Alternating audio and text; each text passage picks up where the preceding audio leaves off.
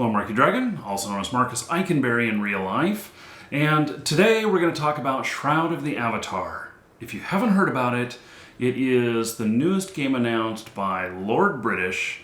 And Lord British, if you don't know, is one of the founders of the realm of role-playing games on the PC, especially when it comes to online. Because he developed the Ultima series and Ultima Online, along with several other games. And so now he has announced this new game, Shroud of the Avatar, and I've decided that I want to put some weight behind it. You know, I've been playing Ultima games for a long time.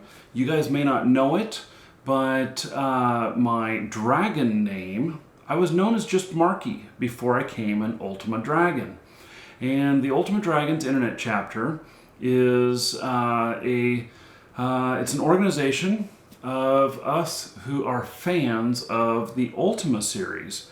Well, Shroud of the Avatar is not the next Ultima, but because, you know, EA owns license to Ultima now, but while it's not called that, I suspect that it's going to have that feel and flavor that we've all come to love and adore in the Ultima series. So I decided, with throwing my weight behind it, that I was going to create a fan site. And I have not done a fan site in quite a while, but it just felt right that right now is the time. And so I've got shroudoftheavatar.net, and I'm putting a link in the description. Now, the site is not completed yet. It is kind of the shell. You know, we're putting together the organization of it. We are right now talking about what features we're going to put in there, how we're going to support the game, how we're going to be unique within the community, what kind of things we're going to do. And so, would you be interested in joining us? Now's your chance. The link below will take you to the forums, and we are talking in there about building the website. We'll actually be opening the site in a few days with its initial form, and then continuing to build it on from there. The game is not set to release for quite a while from now, so we have plenty of time to get ready. Right now it'll be all speculation and, you know, just what they say in their media that the game company puts out. But we are building it, and I hope that you will join us. So check out the link below. Now, let me tell you, if you haven't ever played an Ultima game, Ultima Online, or any of Richard Garriott's games, let me tell you about why it's special. And it is special because Richard Garriott, who is in real life and then is known as Lord British, he has a different take on games. He has a take on games that is unique in the industry and that is not the cash cow, I'm going to make money take. Of course, the games need to make money in order to be successful, in order to continue on. But it's not the money digger syndrome that we see in other games. And at least that's his past stuff. And so this is what really excites me about it. Now, I can tell you that I played my first Ultima was Ultima 4. And in fact, I have a copy of it right here. This is the first one that I played. It's Ultima 4, and it was Quest of the Avatar. And he always included something extra in it. I wonder if this still has the trinket in it. Nope. Well, this right here is what we played on. We played on floppy disks, believe it or not. Look at these discs, don't even have labels. How about that? You know, the way that these were made back then, it looks like the stickers were peeled off of them. The way that these were played back then is you would use one disc for the game, to load the game. So you would put in your disk into your old machine, your boot disk, and you would boot up the machine, and then you'd pull that one out and you put in your game disk. And then the game disk is what would actually run the game, with the OS being purely in memory. Now, then you'd have another disc to save your game.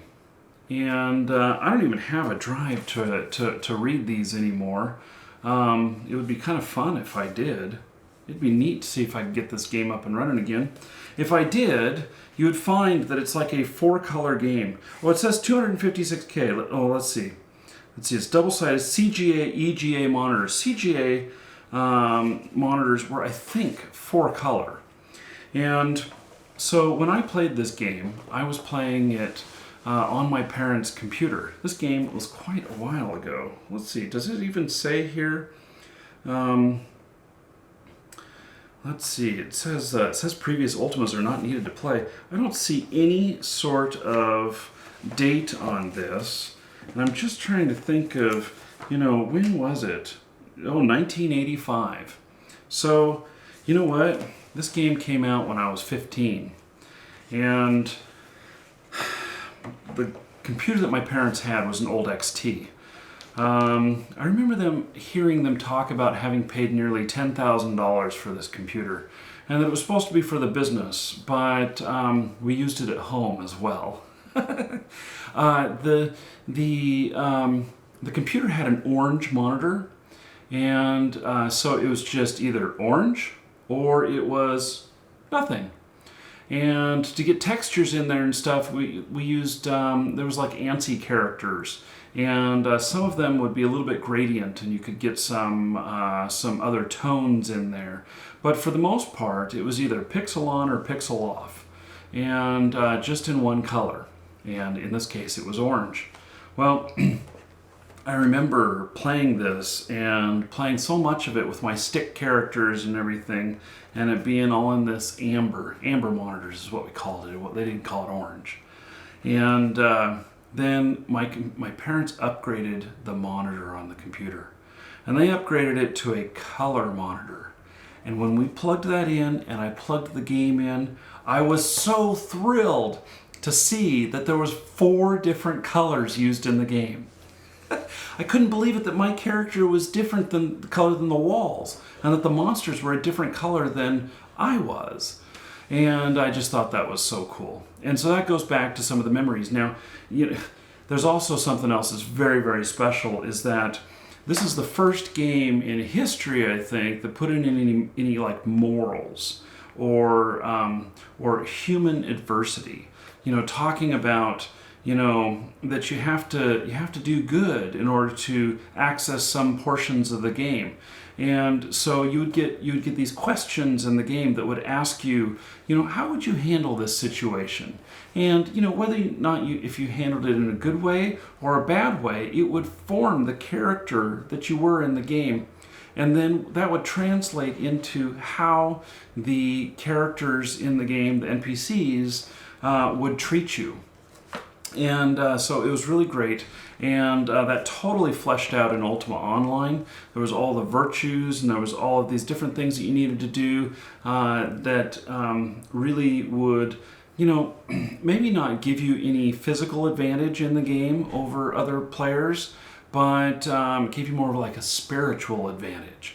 And if you think about that, doesn't that sound strange in a game to have a spiritual advantage?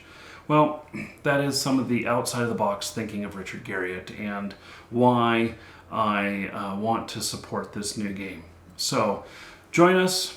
There's a link below in the description, and the site will be open in a few days, but if you hop in right now and say that you want to be a part of the team, then we will find a spot for you. And everywhere from people who just want to be moderators in the forums, all the way up to whether, maybe you're highly skilled, you're a graphics artist, you're a programmer, or whatever. I think that we can build a team here and put people together on some projects that can really kick ass. And that's what I hope to do. So, we'll see you there. I'm Marky Dragon. Take care.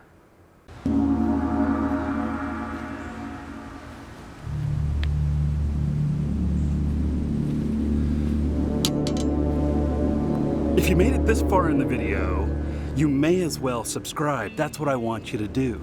You obviously liked it well enough to watch it this far. So look at this. This is Frostmourne. This is Arun's magic sword. this Runes of Magic sword is one that we're giving away as second prize to one of you subscribers, just for being subscribed. That's all you have to do, subscribe and accept our messages, or watch our videos where we draw for prizes. So this one is it's a really nice sword. It's signed by some of the American staff for Runes of Magic. And then there's the big boy here. I got it on my shoulder because it's so darn heavy. You know, the sucker is 16 pounds. Look at this. So it's a two-handed sword here, man. This is a beautiful sword. And we're giving this away when we hit 42,500 subscribers. It could be you. So just subscribe, that's all you have to do.